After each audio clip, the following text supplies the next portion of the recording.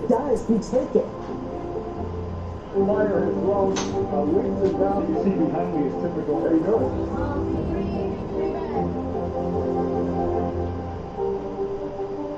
Hallie Jackson Now, weekdays at 5 on NBC News Now. At 73, Prince Charles is still waiting for the job that is his birthright. Do we want Charles? Do we want a monarchy? I'm Keir Simmons, and we'll take on these questions and more in our new podcast, Born to Rule. Listen now. NBC News, streaming free now.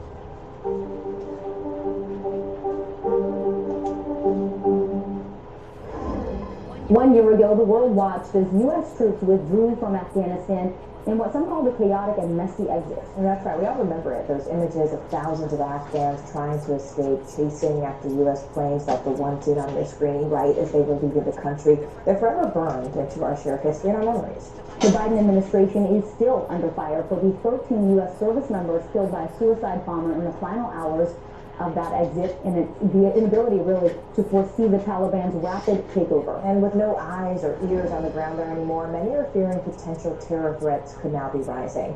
NBC News Pentagon correspondent Courtney Kuby joins us now from D.C. Courtney, just earlier this month, American forces took out the longtime al-Qaeda leader who had been living in Afghanistan. But despite that, some say that terror threats could still be growing right now. What are you hearing from your sources? That's right, so Ayman al-Zawahiri was not only living in Afghanistan, he was living in a pretty posh part of downtown Kabul, pretty openly and freely. So he, as you mentioned, has now been taken out. Al-Qaeda still exists in Afghanistan, and according to a UN report earlier this summer, they and other terror groups have safe haven in that country. Al-Qaeda, though, isn't even the biggest threat there. It's really ISIS, or specifically ISIS Khorasan. They exist in the thousands throughout that country, and the concern with ISIS is while they are fighting against the Afghan government, and they're pretty tied up with that right now, since they have safe haven and they have this continuing goal of being able to attack not only outside the country but outside the region, the concern is that with this safe haven they will be able to continue to grow, recruit new fighters, and if they can get the funding, ultimately, eventually, be able to strike outside the country, including within Europe or even as far as the U.S. homeland. Thank you for that perspective, Courtney Kuby. We appreciate it.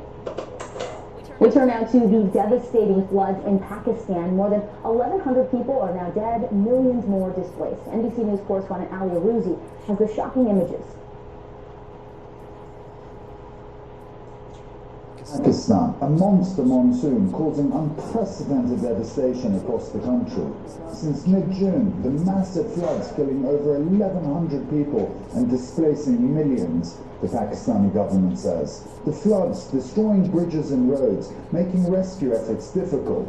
This video showing the boy stranded on a rock amidst the raging waters, a soldier pulling him to safety, but others not as fortunate. This video showing a large building crumbling under the currents. Satellite images show the shocking before and after. Entire villages gone. Pakistan's climate change minister Shari Rahman saying in an interview that she fears a third of the country could be underwater by late September. समझिए ना बारिश की वजह से घर में सारा पानी हो गया सारी जगह गिर गई हैं बनाने के लिए अब कोई Prime Minister Shahbaz Sharif flying over the disaster zone on Sunday, saying it was the worst monsoon Pakistan had seen in 3 decades.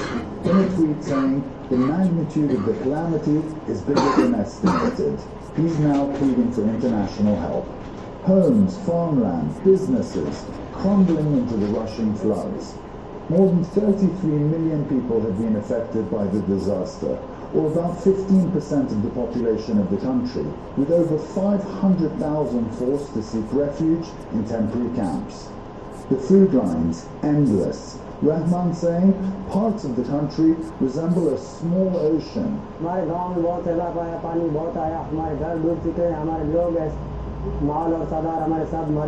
The international community is responding, with Turkey and the United Arab Emirates sending aid.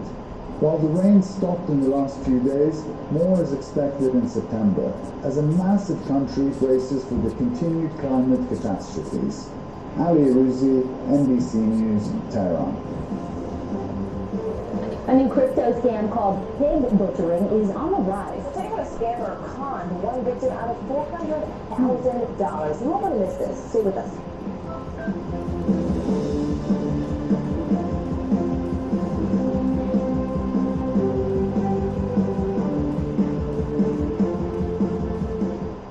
Sometimes the news can be difficult and overwhelming for kids to understand, so we've created a newscast just for them.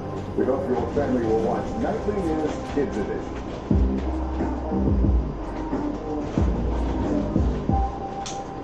You open the door for so many people. I love working with people. I did not do any of this by myself. Lizzo, you put a smile on every single face. It's gonna be like Christmas and my birthday or something. Tonight I interviewed Secretary of Transportation Pete Buttigieg about the ongoing delays. He seemed to be pointing the finger at the airlines. They're pointing the finger back. Mr. Secretary, when is this going to get better? Dateline Missing in America. Listen to the full season now. Top Story with Tom Llamas is your news playlist on NBC News Now. And now, you can listen to it as a podcast. Available anytime and anywhere.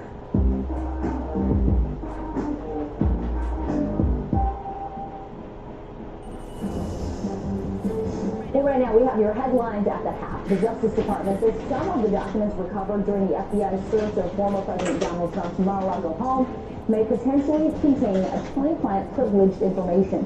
A judge is currently weighing Trump's request to appoint a special master to review the